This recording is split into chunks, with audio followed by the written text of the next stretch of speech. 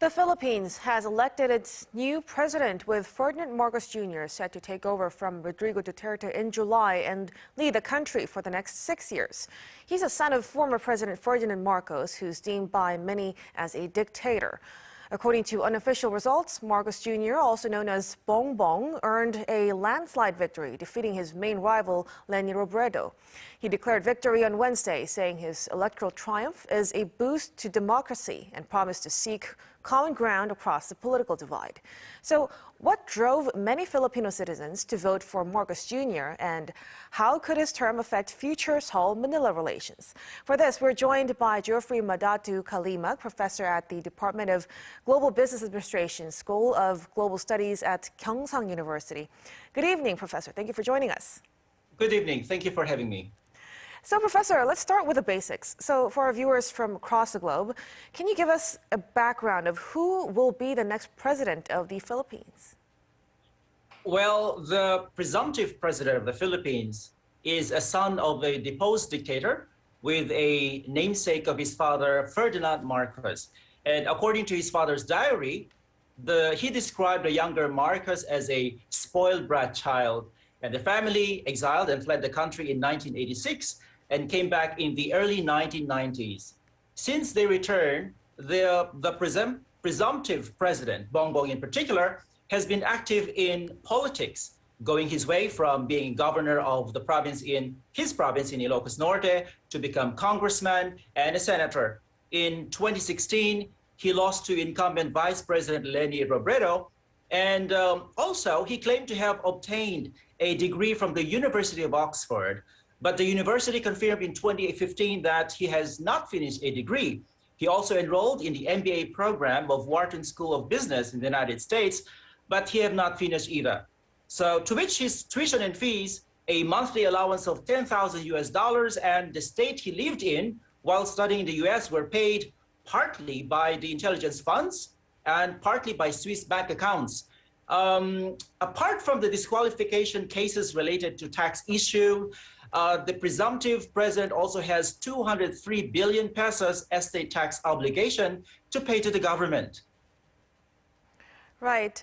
Well, there are many conflicting opinions about the presumptive president, but many people who didn't vote for Marcos have expressed concern due to his family background. Can you also tell us more on who his father is and what impact he had on the Philippines during his ruling? Well, to be fair, the first years of his father's term in office as president, the Philippines was relatively in good state. And this is one of the reasons why the Asian Development Bank is headquartered in Manila.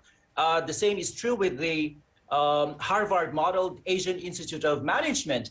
However, in general, there was a massive corruption through cronyism, nepotism, and the likes.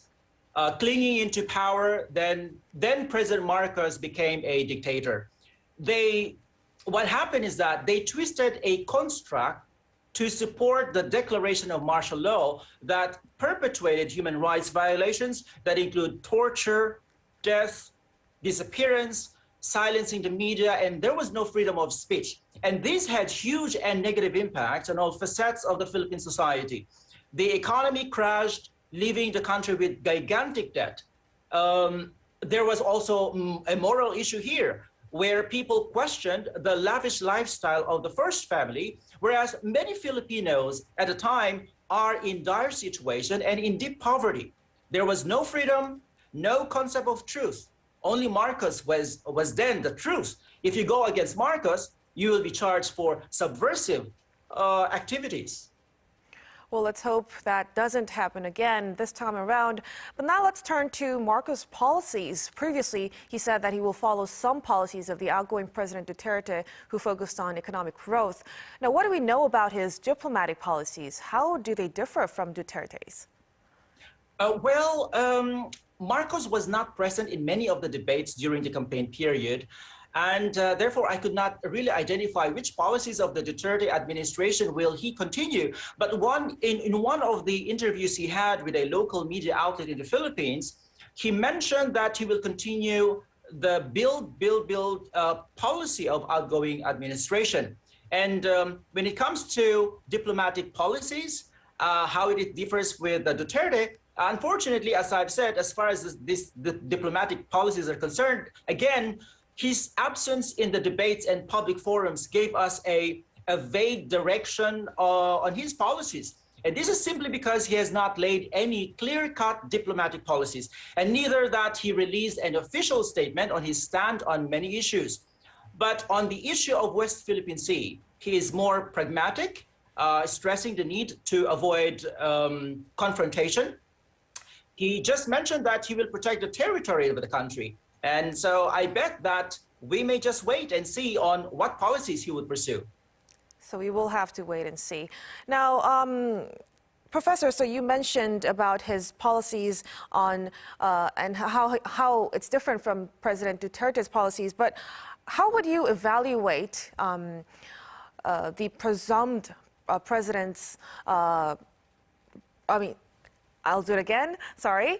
So how would you evaluate the South Korea-Philippine ties under the presidency of Duterte?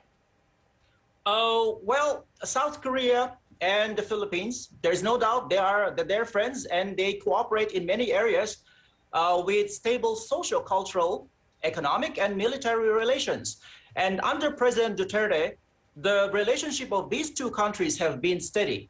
I would say South Korea is the Philippines' 8th trade partner for export of goods and also received the most arrivals of foreigners into the country. Moreover, the Korea-Philippine trade volume is increasing. The total investment of South Korea to the Philippines is also promising. And there were arms and defense deals signed. The Philippines have always been a supporter of peace in the Korean Peninsula. For the several times, the Philippines was hit with natural calamities. And South Korea has always been there to extend significant amounts of assistance. And I must emphasize, too, that South Korea is also one of the most preferred destinations of overseas Filipino workers. So the relations of Korea and the Philippines during the Duterte administration is very stable and very friendly. Right. Let's hope that could continue again with the new administration. Speaking of the new administration, South Korea and the Philippines both are welcoming new presidencies. So what can we expect from future interactions? What more can be done? Departing from former President Moon Jae-in's New Southern policy, as we know that he really looked into the importance of Southeast Asia, departing from that and taking off with a new or improved version with the administration of President Yoon Suk-yeol, I look forward to the proposal of the ABCD strategy in approaching Southeast Asia.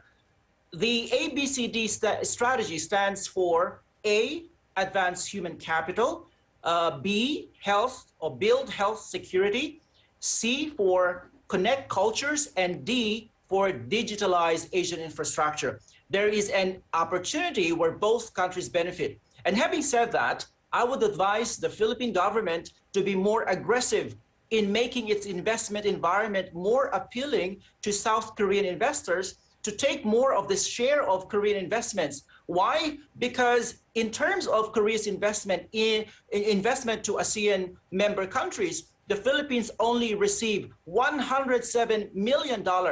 That is in 2020, as compared to Singapore and Vietnam with $3.8 billion and $2.8 billion respectively. And furthermore, the Philippines is competitive among the ASEAN member countries when it comes to offering English language trainings. And I hope that the two countries can take advantage of these surveys where both can gain in the long run.